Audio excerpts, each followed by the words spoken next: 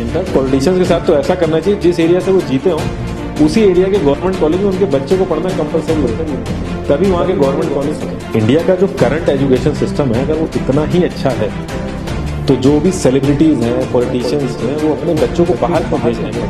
A+B का whole square is equal to A square plus B square plus 2AB। इसका real life में क्या use है किसी को नहीं पता, न प्रिंसिपल, न टीचर, न बच्चे, बस पढ़ाई चले जाते हैं। जितनी स्विट्जरलैंड की टोटल पॉपुलेशन है उससे ज्यादा इंडिया इंजीनियर्स प्रोड्यूस कर देता है। उसके बाद भी रिसर्च एंड इनोवेशन में स्विट्जरलैंड नंबर 1 पे है। इंडिपेंडेंस के बाद से रिपब्लिक ऑफ इंडिया ने 0 नोबेल लॉरिएट्स प्रोड्यूस किए इन साइंस। यूएसए ने 100+ कर दिए। ASER की रिपोर्ट के हिसाब से 83% एजुकेटेड इंडियंस एम्प्लॉयबल ही नहीं है। और ये जो सुंदर पिचाई सत्या नदेला की हम बात करते हैं, इन्होंने भी आगे चल के अपनी एजुकेशन बाहर से ही करी है। और ये सारी चीजें जो मैं बोल रहा हूँ ना, इसका रूट कॉज फाइंड आउट करने के लिए हमें थोड़ा सा पीछे जाना पड़ेगा। जब ब्रिटिशर्स हम पे रूल कर रहे थे तो ईस्ट इंडिया कंपनी के सामने 2 मेजर चैलेंजेस थे। एक कम्युनिकेशन विद इंडियन, दूसरा वर्कर्स और क्लर्क्स की बहुत जरूरत थी। फिर थॉमस बेविंगटन मैकॉय ने हमें इंग्लिश एजुकेशन एक्ट ऑफ 1835 दिया, जिससे उनके दोनों पर्पस पूरे हुए। पहला, उनको बंदे चाहिए थे जो चुपचाप डेस्क पे बैठे, अपना काम करें, क्वेश्चंस ना करें और ज्यादा क्रिएटिव ना हो। Second, communication in English. English सबसे ज्यादा बोले जाने वाली लैंग्वेज नहीं है, उसके बाद भी इंग्लिश एक लैंग्वेज की बजाय एक क्लास बन गया इंडिया में। रशिया, चाइना, फ्रांस, ये सब जगह इतना ऑब्सेशन नहीं है इंग्लिश को लेकर जितना इंडिया में।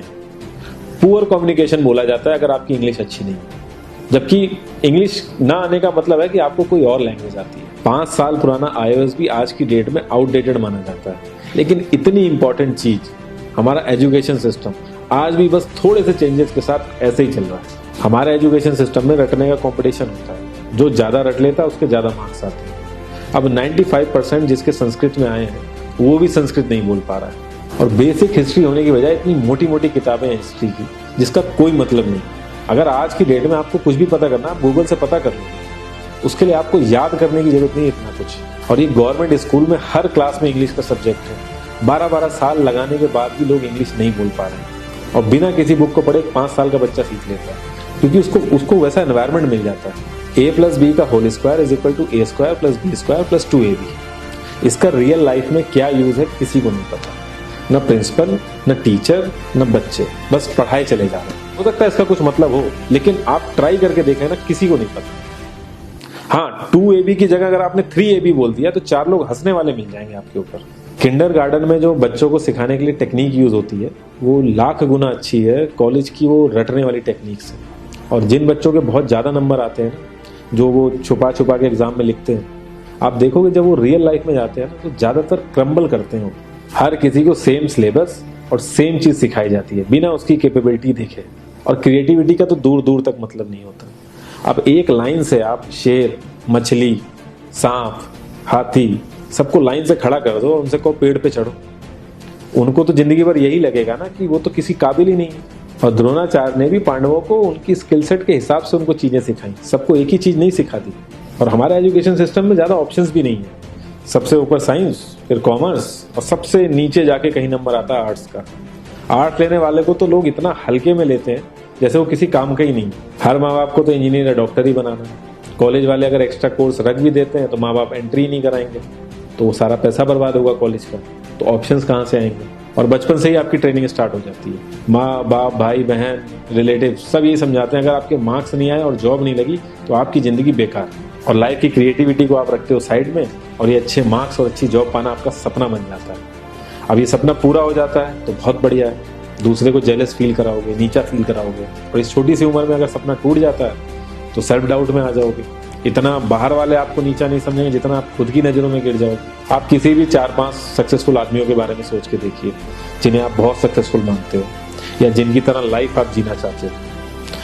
मैं ये कह सकता हूँ कि वो इस एजुकेशन सिस्टम की वजह से तो सक्सेसफुल नहीं होंगे, चाहे वो जो भी। धीरू भाई अंबानी, विराट कोहली, आमिर खान, नरेंद्र मोदी, ये सब हमारे इस करंट एजुकेशन सिस्टम के ट्रैप में नहीं फंसे। इन्होंने खुद सीखा, खुद एजुकेट हुए और खुद आगे बढ़े। किसी कंपनी के सीईओ को अगर ये कहा जाए कि आप अपनी कंपनी के सारे डिपार्टमेंट में इंटरव्यू दीजिए, तो कोई गारंटी नहीं है कि वो सारे डिपार्टमेंट के इंटरव्यू निकाल लेंगे। और ये भी हो सकता है कि वो आधे से ज्यादा डिपार्टमेंट के लिए क्वालिफाई ना करें एजुकेशन वाइज। लेकिन वो पूरी कंपनी चला सकता है। तो ये जो एक स्किल है, इसके बारे में बात क्यों नहीं होती? लोग अपनी 25% से ज्यादा जिंदगी इस करंट एजुकेशन सिस्टम में लगा देते हैं ताकि अपने से कम पढ़े लिखे आदमी की कंपनी में जाके उसके सपने पूरे कर सकें। इंडिया का जो करंट एजुकेशन सिस्टम है, अगर वो इतना ही अच्छा है तो जो भी सेलिब्रिटीज हैं, पॉलिटिशियंस हैं, वो अपने बच्चों को बाहर क्यों भेज रहे हैं पढ़ने के लिए? इनफैक्ट पॉलिटिशियंस के साथ तो ऐसा करना चाहिए, जिस एरिया से वो जीते हों उसी एरिया के गवर्नमेंट कॉलेज में उनके बच्चे को पढ़ना कंपलसरी हो जाए, तभी वहां के गवर्नमेंट कॉलेज सुधर सकते हैं। 368 प्यून की जॉब के लिए 1.5 लाख ग्रेजुएट और 24,968 पोस्ट ग्रेजुएट ने अप्लाई किया। मैं IAS PCS की तो बात नहीं करता हूँ, वो तो एक पैशन की बात होती है, लेकिन कुछ लोग 5-5, 6-6 साल से तैयारी कर रहे हैं कि कोई भी गवर्नमेंट जॉब मिल जाए उन्हें। उनसे पूछोगे क्यों ऐसे इतने टाइम से लगे हुए हो, तो वो एक ही चीज बोलेंगे कि जॉब सिक्योर है। मतलब आप काम नहीं भी करोगे तो आपको निकाला नहीं जाएगा। ये सारी कामचोरी वाली बातें माइंड में इसीलिए आती हैं क्योंकि हमारा जो करंट एजुकेशन सिस्टम है वो इतना कॉन्फिडेंस ही नहीं देता है कि हम अपनी स्किल के दम पे कहीं जाके काम करें और हमें निकलने का डर ना हो। मैं आने वाले 10 साल की तो बात ही नहीं कर रहा हूँ, अगर मैं आने वाले 5 साल की भी बात करूँ तो टेक्नोलॉजीज में इतना ज़्यादा चेंजेस आ जाएगा कि जो आज हम पढ़ रहे हैं, जिस स्किल पे हम फोकस कर रहे हैं, पता नहीं वो रेलेवेंट भी होगी कि नहीं उस समय। Cloud computing, SEO, digital marketing, ये सब जॉब्स पहले एग्जिस्ट ही नहीं करती थी। हम लोगों को एजाइल होना पड़ेगा, नई नई चीज़ों को सीखने के लिए ओपन रहना पड़ेगा, क्रिएटिव माइंड लगाना